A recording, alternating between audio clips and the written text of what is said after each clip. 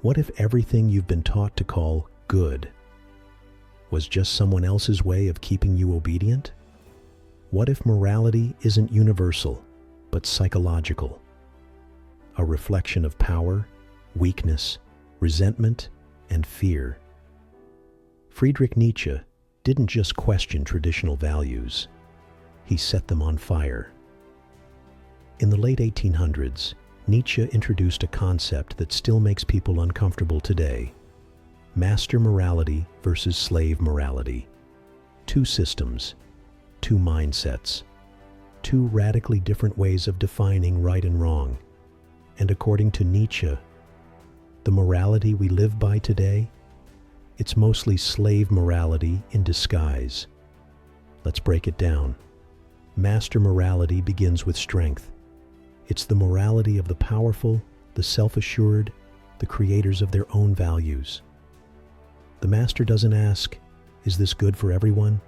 He asks, "Is this good for me?"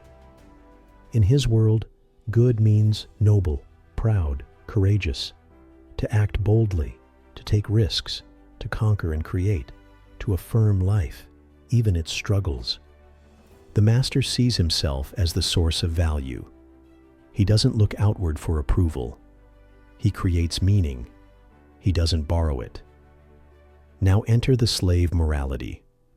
This is morality from the perspective of the weak, those who cannot act, who feel powerless, who are dominated. And so, they redefine the game. They flip the script.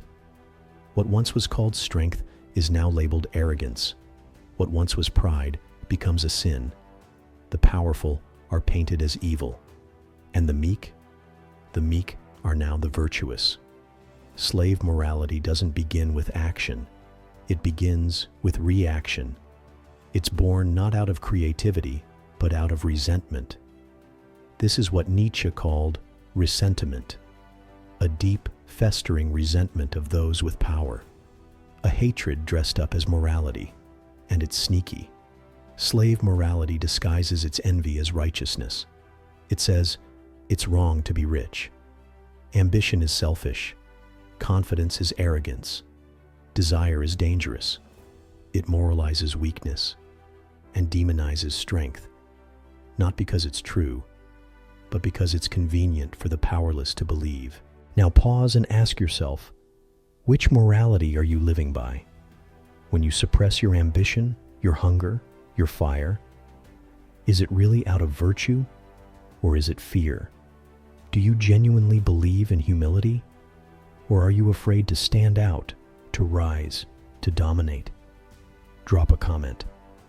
Have you ever caught yourself moralizing someone else's confidence or success just because you felt small in comparison? We all do it sometimes, but Nietzsche wants us to see it for what it is, not ethics, not morality, but psychology.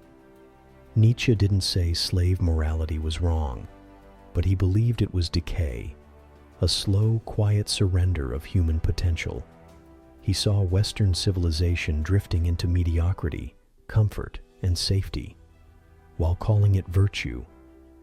To him, this was the decline of greatness, because when strength is shamed, creativity dies, courage disappears, risk becomes taboo, and soon all that's left is a herd of people too scared to live fully, clinging to borrowed beliefs, blaming others, and calling it good. So what's the alternative?